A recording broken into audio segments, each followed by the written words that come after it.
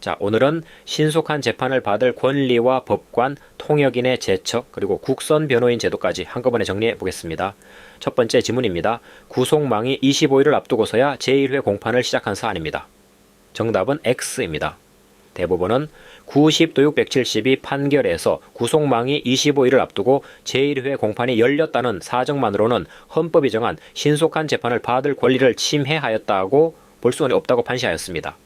신속한 재판 여부는 재판 지연의 정도, 그 이후 피고인이 받는 불이익 등을 종합적으로 고려해서 판단해야 하는 것이고, 단순히 기일이 촘촘하다는 산술적 계산만으로 위법하다고 단정할 수 없다는 점이 함정입니다. 두 번째 지문입니다. 신속한 재판을 받을 권리의 실현 방법이 헌법 규정으로부터 곧바로 도출된다는 서술인데 정답은 X입니다. 헌법재판소 98혼마 75 결정을 보면은 신속한 재판을 받을 권리는 사법 절차적 기본권으로서 청구권적 성격을 가지기 때문에 그 실현 방법이 헌법 규정으로부터 곧바로 도출되는 것이 아니라 구체적인 입법 형성을 필요로 한다고 하였습니다. 지문은 정반대로 서술하여 함정을 파고 있습니다. 곧바로 도출되는 것이 아니라 입법을 통해 구체화된다는 점을 꼭 기억하십시오. 세 번째 지문입니다. 정답은 O입니다. 헌법재판소 2007 헌마 7 132 결정에 따르면 헌법 제27조 제3항이 보장하는 신속한 재판이란 공정하고 적정한 재판에 필요한 기간을 넘어 부당하게 지연되지 않는 재판을 의미합니다. 심판기간은 사건의 개별적 특수성에 따라 달라질 수밖에 없으므로 심판기간의 일수를 획일적으로 한정하고 이를 강제하는 것이 신속한 재판을 받을 권리의 필수적인 내용이라고 볼 수 없습니다. 오히려 일률적으로 기간을 강제하면 충실한 심리를 방해하여 공정하고 적정한 재판을 받을 권리를 침해할 수도 있다는 점, 이 논리구조를 기억해 두십시오. 네 번째 지문입니다. 필요적 변호 사건에서 피고인과 변호인이 모두 퇴정해버린 경우 법원이 심리 판결을 할 수 없다는 서술인데 정답은 X입니다. 대법원 91도 8 165 판결은 이러한 퇴정은 피고인 측의 방어권 남용 내지 변호권 포기로 볼 수밖에 없으므로 형사소송법 제330조에 의하여 피고인이나 변호인의 제정 없이도 심리 판결을 할 수 있다고 하였습니다. 나아가 증거조사도 진행할 수밖에 없는데 이 경우 형사소송법 제318조 제2항에 따라 피고인의 진의와 무관하게 제318조 제1항의 동의가 있는 것으로 간주됩니다. 필요적 변호 사건이라고 무조건 변호인 없이 심리 불가라고 외우면 함정에 걸린다는 점 주의하십시오. 다섯 번째 지문입니다. 정답은 O입니다.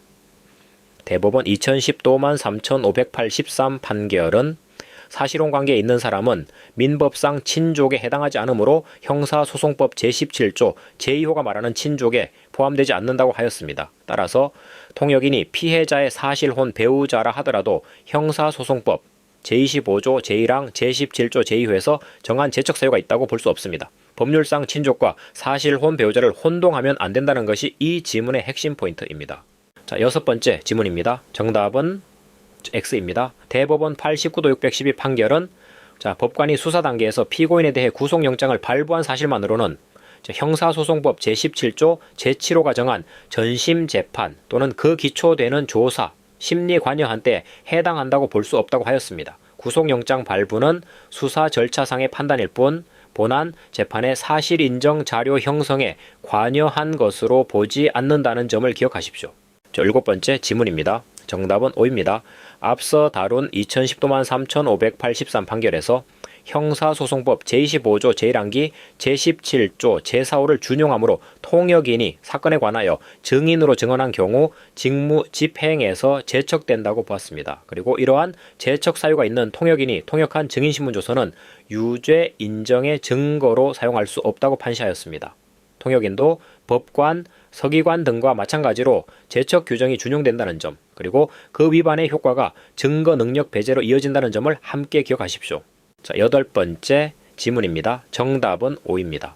대법원 99도 155 판결은 형사소송법 제17조 제7호의 제척 원인인 사건에 관하여 그 기초되는 조사에 관여한 때라 함은 전심재판의 내용 형성에 사용될 자료의 수집과 조사에 관여하여 그 결과가 전심재판의 사실인정 자료로 쓰인 경우를 의미한다고 하였습니다. 단순히 선거관리위원장으로서 수사 의뢰를 한 것만으로는 여기에 해당하지 않는다고 본 것입니다. 관여의 정도가 실제 사실인정 자료 형성에 이르렀는지가 핵심 기준이라는 점을 정리해 두십시오.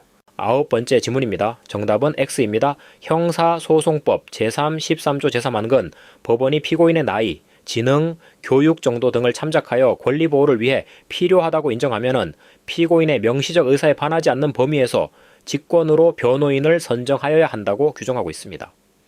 지문은 이것을 피고인의 청구에 의한 것이라고 바꿔놓았는데, 청구에 의한 국선 변호인 선정은 제3, 13조 제2항, 즉 빈곤 등의 사유로 변호인을 선임할 수 없는 경우에 피고인이 청구할 때 선정하는 별도의 제도입니다.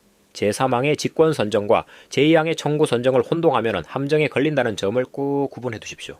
10번째 지문입니다. 정답은 O입니다. 대법원 94도 2003 147 판결은 형사소송법 제282조에 규정된 필요적 변호 사건에서 제1심의 공판 절차가 변호인 없이 이루어진 경우 그 위법한 공판 절차에서 이루어진 소송 행위는 무효라고 하였습니다. 이 경우 항소심은 변호인이 있는 상태에서 소송 행위를 새로 진행한 후 위법한 제1심 판결을 파기하고 항소심에서의 진술과 증거조사 등 심리 결과에 기하여 다시 판결하여야 합니다. 필요적 변호 사건에서 변호인 없는 소송 행위는 단순 위법이 아니라 무효라는 강한 효과가 부여된다는 점을 기억하십시오. 11번째 지문입니다. 정답은 O입니다. 최근 대법원 2024 도사 1202 판결은 법원이 피고인의 나이, 지능 및 교육 정도, 건강 상태, 다투는 내용에 관하여 피고인 홀로 방어권 행사가 가능한 수준과 정도, 가족의 조력 가능성 등을 충분히 살펴 필요하다고 인정되면 형사소송법 제3, 13조 제3항에 따라 국선 변호인을 선정해 방어권을 보장해야 한다고 판시하였습니다. 그런데도 국선 변호인의 선정 없이 공판 심리가 이루어져 피고인의 방어권이 침해되고 그로 인해 판결에 영향을 미쳤다면 이는 형사소송법 제3, 13조 제3항을 위반한 위법이 있다고 본 것입니다. 앞선 9번째 지문과 짝을 이루어 직권 국선 변호인 선정 의무가 실제로 판단에 영향을 준다는 점을 확인해 두십시오. 마지막 12번째 지문입니다. 정답은 O입니다. 형사소송법 제243조의 제3항 단서는 피의자 신문에 참여한 변호인이 신문 중이라도 부당한 신문 방법에 대하여 이의를 제기할 수 있다고 규정하고 있습니다. 대법원 2015모 2003 157 결정은 검사 또는 사법경찰관의 부당한 신문 방법에 대한 이의 제기는 고성이나 폭언 등 방식이 부적절하거나 합리적 근거 없이 반복적으로 이루어지는 등의 특별한 사정이 없는 한 원칙적으로 변호인에게 인정된 권리의 행사이고 신문을 방해하는 행위로 볼 수 없다고 하였습니다. 따라서 단지 이의 제기를 하였다는 이유만으로 변호인을 조사실에서 퇴거시키는 것은 정당한 사유 없는 참여권 제한으로서 허용되지 않습니다. 오늘 정리한 내용을 종합하면 신속한 재판을 받을 권리는 구체적 사정을 종합 판단해야 하고 입법 형성을 통해 구체화되는 청구권적 기본권이며 법관과 통역인의 제척 사유는 실질적인 관여 정도와 법률상 친족 개념을 기준으로 엄격하게 판단해야 하고 국선 변호인 제도는 직권 선정과 청구 선정을 명확히 구분하면서도 필요적 변호 사건에서 변호인 없는 소송 행위는 무효로 처리되며 피의자 신문 참여권 역시 정당한 이유 없이 함부로 제한할 수 없다는 점, 이 5가지 축으로 오늘 학습을 마무리하겠습니다.